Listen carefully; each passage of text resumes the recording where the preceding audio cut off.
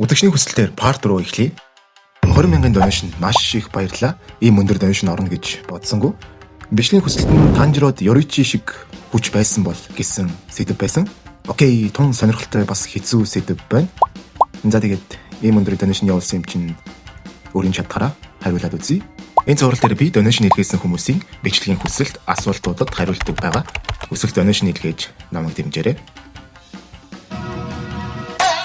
Юуны өмнө Танжирог өөрийн доторх асар их хүч авьяасыг мэдлгүй яваа гэж үзье. Тийм учраас эхний анги дээр гардагтай адилхан Камадо гэр бүл алагдаж Незуко чөтгөр болгон хувирна.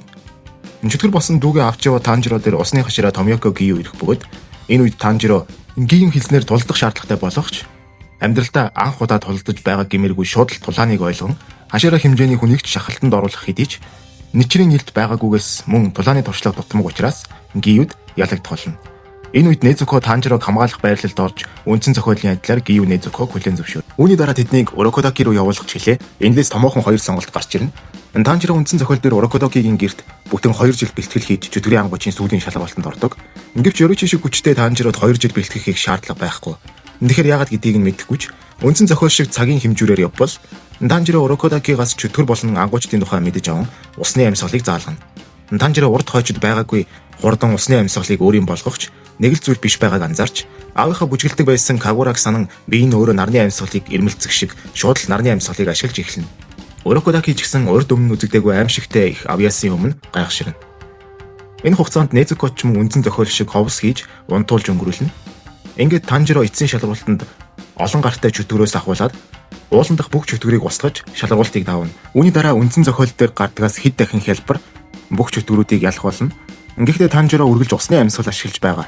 Учир нь өөрт нь олон зүйл зааж Незукод ч тусалсан Урокодакид хүндлэл болгон усны амьсгалыг ашиглан чөтгөрүүдийг устгаж байгаа нь тэр.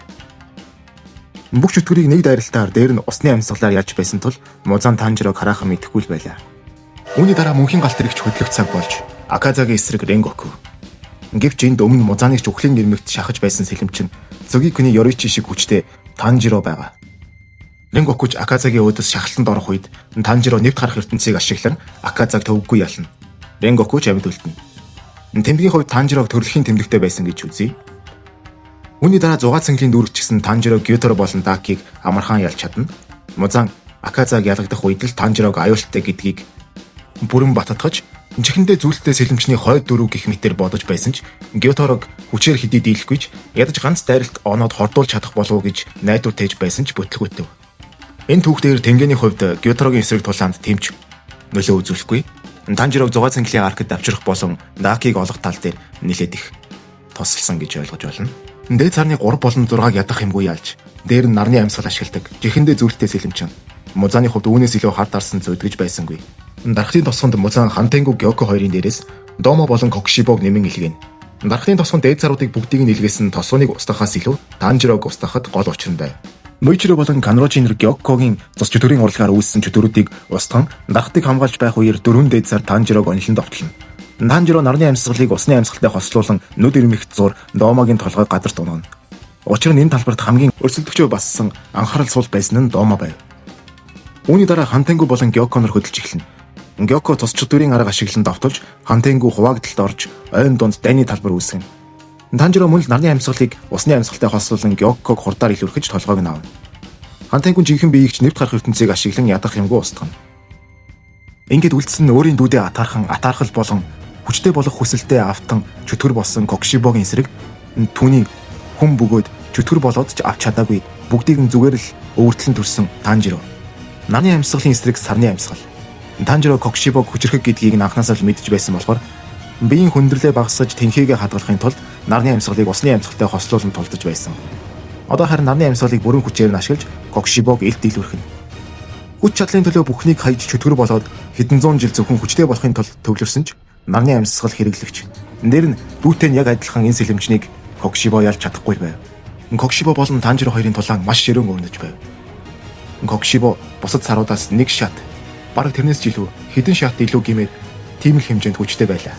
Ингээд эцэст нь Танжиро, Хиноками Кагура, харин түүний өдөөс Кокшибо, сарны амьсгал 16 дугаар хэлбэр, хагас сар, эцсийн мөргөлдөөн болж Кокшибо ялагдана. Хүчтэй болохын тулд чөтгөр болох замыг сонгож хэдэн зуун жилийн турш хүчрэг болохын төлөө амьдарсан Кокшибо энгийн нэгэн хүнийг ялж чадлагүйгээр Ёричи би яг хаана алдав гэж хэлээд замхран алга болно. Ингээд дээд царууд устдаж чөтгөрүүдийн хөдөлгөөнч эрс багасна. Учир нь Музан эрсдэл гаргахгүй тул Танжирогоос эмээж улам ил гарч ирэхэ болсон байв. Музан Танжирог Ёричийн адил хүний хуваар хөгшөрж өгөхийг нь хүлээхээр шийдсэн байлаа. Ингээд олон жилийн турш чөтгөрийн дайралт бараг л харагдхаа байлж энгийн амар амгалан өдрүүд өнгөрөгч Танжиро Музаныг алж чадахгүй насыг барна. Незукон хувьд чөтгөр чигээрээ үлдэх эсвэл Тамаётой ямар нэгэн байдлаар холбоо тогтоож хүн болох эмийг үүсгэж буцааж хүн болох магадлал бас бий.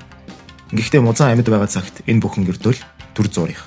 Одоо харин яриагаа ухраагаад Танжиро илүү их магадлалаар Орокотаки дээр 2 жил бэлтгэл хийлгүй илүү хурдан эцсийн шалралтанд орвол өрнөл мэдээж шал өөр болно. Танжиро шууд л нарны амьсгалыг ашиглан усны амьсгал сурах шаардлагагүй болно. Олон гартай чөтгөр болон уулан дахь бүх чөтгөрүүдийг нэг шөнийн дотор ганцаараа устгаж энэ үед доод сар 6 хэвээрээ байж магадгүй Кёгай болон Руиг үргэлжлүүлээд магадгүй бидний чадварыг нь харж чадаагүй Музанд алуулсан доод саруудаас хэн нэгэнтэй нь тулдаж магадгүй. Ингээд ар араас нь доод саруудыг ялах байсан баг. Мөн ямар нэгэн байдлаар даалгаврын үеэр дээд сартай таарах магадлал бас бий. Гэхдээ доод байна уу дээд байна уу ямар нэгэн хамаа байхгүй. Танжиротой таарах юм бол мэдээж алуулна.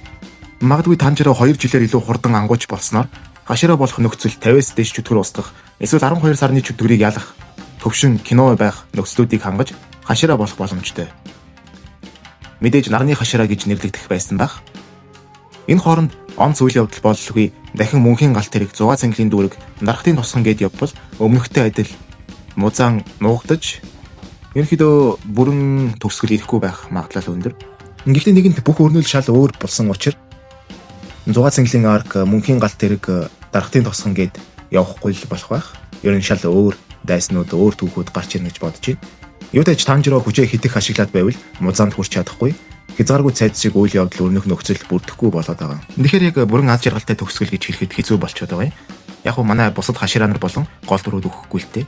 Музан Убияшкигийн гэрт өөрийн биеэр ирж өрхөнд орсон нь яалтчгүй 1000 жилд нэг тохиох боломж байсан. Яг л Муичиро Гёкод хэлдэг үг шиг ямар ч гайхалтай дайралт байсан, онохгүй бол ямар ч утгагүй гэдэгтэй адилаар ямар ч их агуу хүч байсан Музанд хүрч чадахгүй бол үр дүн гарахгүй. Уул нь Ёричигийн хүчтэйгээр хязгааргүй цайзын нөхцөл байдлыг үүсгэж чадах юм болж алан л таа уулна. За бичлэг маань энэ хүрээд дуусч байна. Part 5-аар оруулах асуултууд ч бас ирж гисэн байгаа. Тэгж байгаад орох байх. Одоогоор хамгийн өндөр донешн явуулсан үзэгчдэд зориулаад ингээд бүтэн нэг бичлэг болгоод орууллаа. Нэг асуултаар. За дараагийн бичлэгээр уулзъя. Subscribe хийгээд хонхоо дараарай. Баярлалаа.